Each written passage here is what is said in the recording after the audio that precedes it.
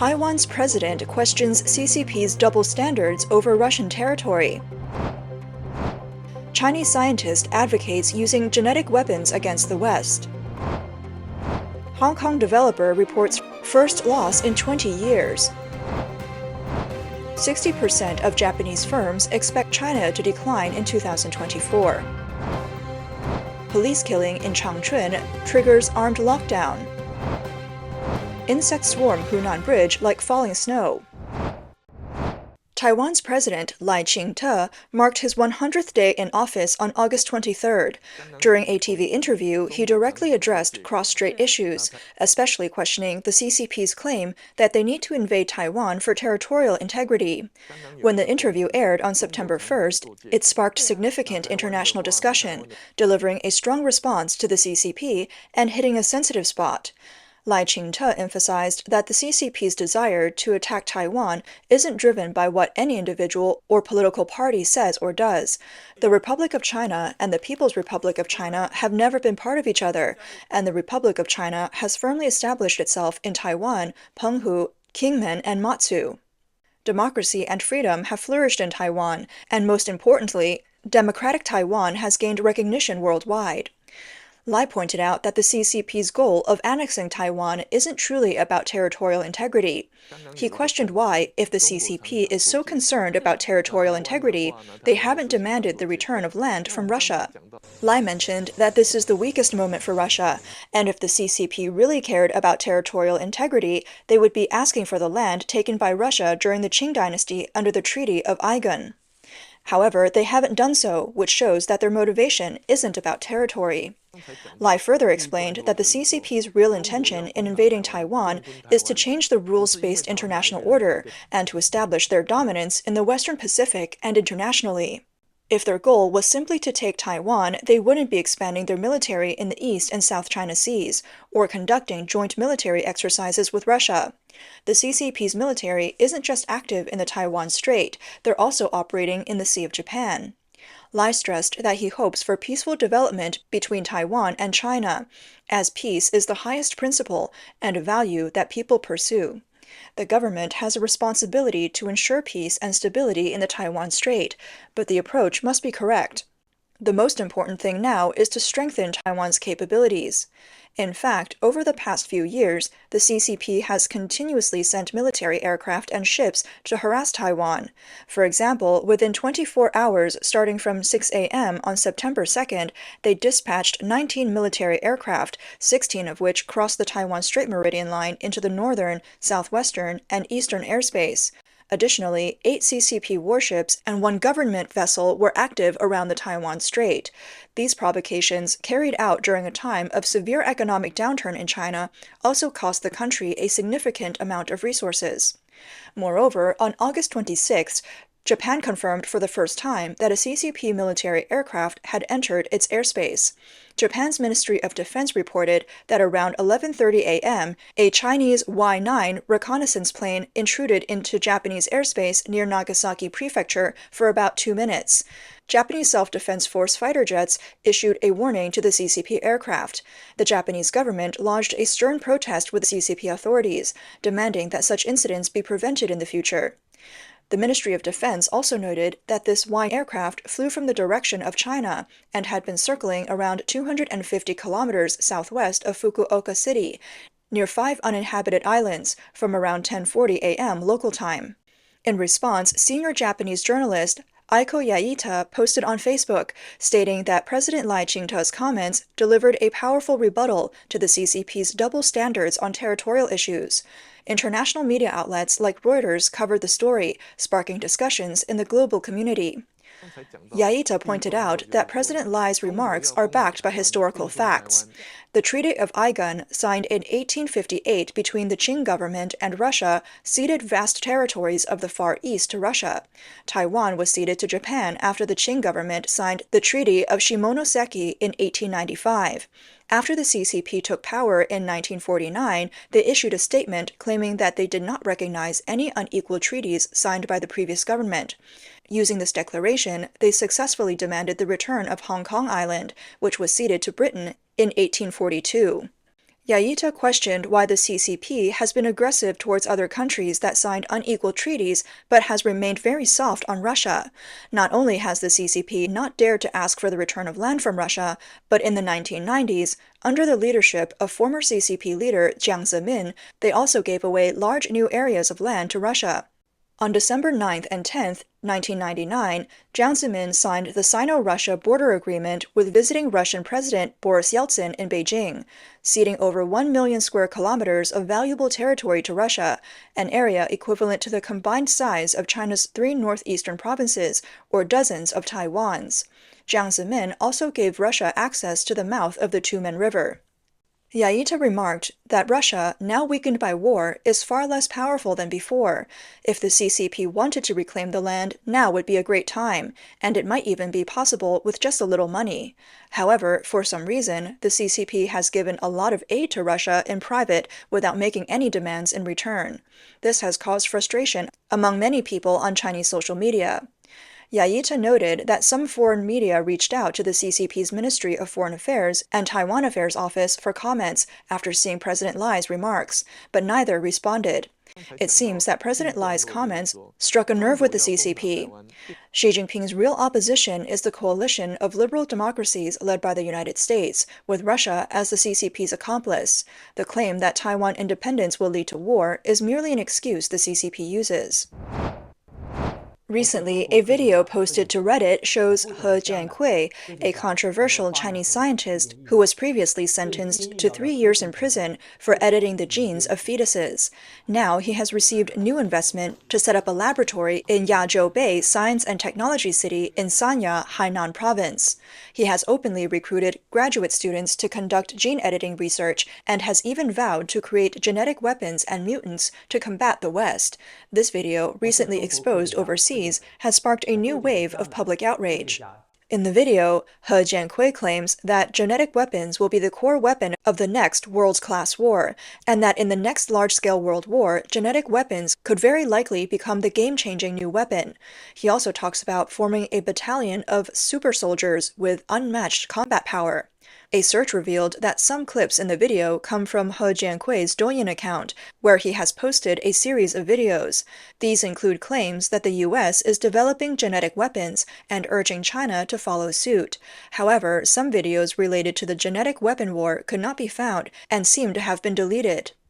Public information shows that He Jiankui is a Chinese biophysicist who was once an associate professor at Southern University of Science and Technology.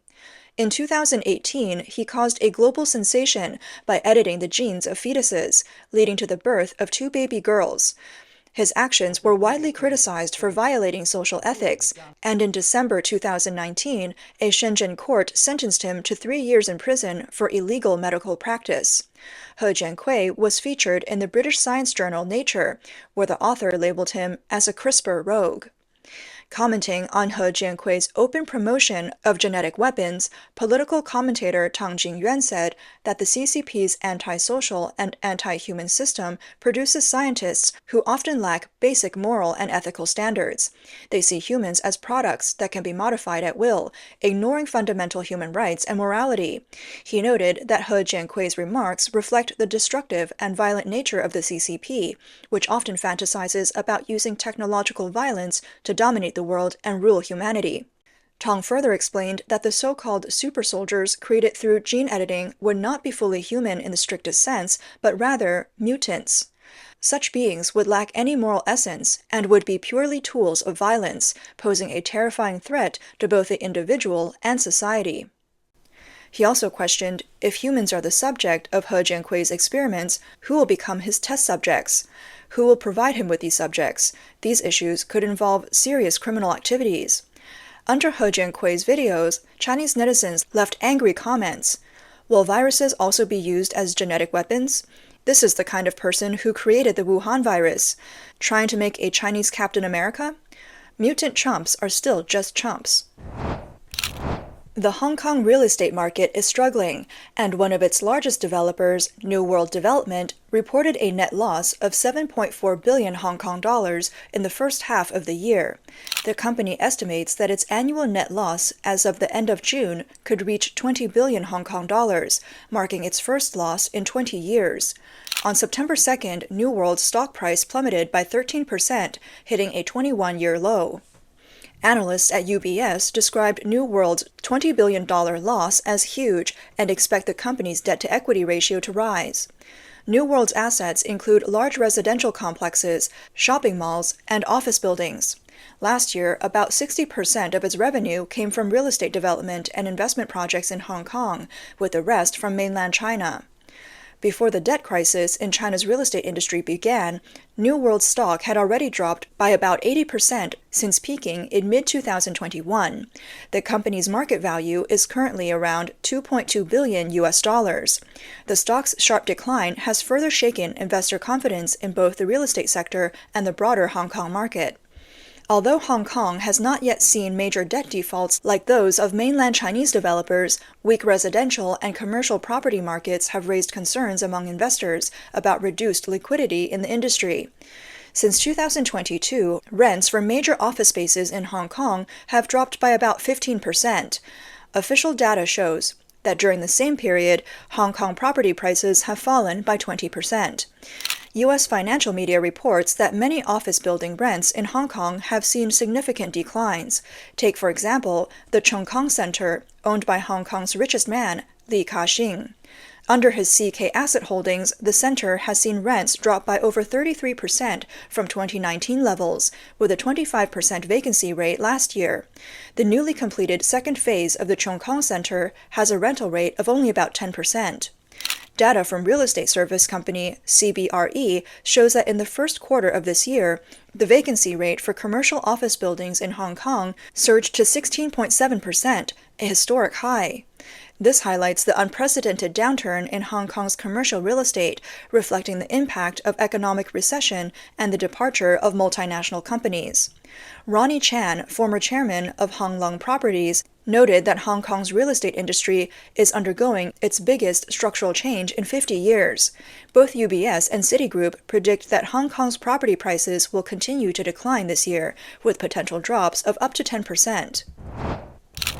According to Japanese media reports, on August 30th, the Japan Chamber of Commerce in China released its latest survey results. The survey shows that 22% of Japanese companies operating in China believe that the economic situation in China will worsen this year compared to last year, an increase of 7 percentage points from the survey conducted in May. Additionally, 38% of respondents think that the economic situation will slightly worsen this year, up 3 percentage points from the previous survey. In total, 60% of Japanese companies in China expect some degree of economic deterioration this year, with most of the companies predicting worsening conditions located in central and southern China. On the other hand, only 1% of Japanese companies believe that the economic situation in China will improve this year, which is nearly the same as in the previous survey. Those who think it will slightly improve account for just 10%, down 4 percentage points from the last survey. Japanese companies in the transportation equipment sector, such as the automotive industry, are particularly pessimistic, with as many as 74% of respondents expecting the economic situation in China to worsen or slightly worsen compared to last year. Regarding investment, 45% of the surveyed Japanese companies plan to reduce investment or not invest in China this year, a 1 percentage point increase from the previous survey. In contrast, only 15% plan to increase or significantly increase their investment, down 1 percentage point from the last survey. The majority of companies that answered not investing or reducing investment cited the uncertain economic outlook in China as the main reason. Some companies also mentioned that intense competition, declining sales prices, and unclear profitability have led them to curb investment in China. There are approximately 31,300 Japanese companies in China. The survey was conducted between July 16th and 31st, targeting around 8,000 companies, and received 1,760 valid responses, the highest response rate in the history of the Chamber surveys. On the evening of September 2nd, a video was shared on the X platform with the caption, "Something big happened in Changchun. A police officer was reportedly killed and the attacker took his gun." Several videos circulated online with various accounts of what happened. The general story suggests that at Wanda Wenhua Mansion in Changchun, Jilin Province, a dispute arose between a resident and the property management. After the property management called the police, officers arrived, and a physical altercation ensued between a male resident and the police. During the conflict, the male resident reportedly stabbed the police officer to death, seized the officer's gun, and fired shots, hitting 2 other officers. One of them died, and the other's condition remains uncertain. A large number of special police, armed police, and riot vehicles were dispatched to the scene, with snipers positioned on rooftops and the ground. The area was cordoned off, and many onlookers gathered. Many netizens described hearing 2 gunshots later and speculated that the male resident was likely killed. However, these reports could not be verified. In recent years, China's economy has been in decline, the real estate market has been sluggish, companies have been laying off workers and cutting salaries, and many people are unemployed and struggling to make ends meet. Combined with an unfair justice system and a lack of relief channels, societal pressures have intensified. The hostility generated by the CCP's hate education has also led to an outburst of violent incidents, including tragic cases where entire families have been wiped out. Analysts believe that these issues in Chinese society are a direct reflection of the social breakdown under communist rule. On the evening of September 1st, a large number of insects swarmed the Yanshui Bridge in Hanshou County, Hunan Province. The insects covered the bridge so thickly that it looked like it had snowed, with a layer several centimeters deep. The slippery conditions caused by the insects made it difficult for vehicles to move, leading many to stop on the bridge. The scene was quite frightening. Some vehicles collided on the bridge, and the person filming the video commented, "The insects were so thick that cars slipped, causing accidents." The local county government responded by saying that they had set up teams to clean up the area overnight. By 2 a.m., the road had been cleared. An agricultural expert in Hanshou County explained that these insects are called mayflies, a type of aquatic insect. The area where they gathered was several hundred meters long, and the estimated number of insects was at least 1 billion. Mayflies typically appear in lake areas during the spring and fall, and the recent high temperatures have caused a large number of larvae to mature into adults. However, the unusual sight of such a large number of mayflies swarming the bridge led many to speculate. In the past, ants tried to shake a tree. Now they block the road. What's going on this year? It's terrifying. Could this be a sign of some impending disaster?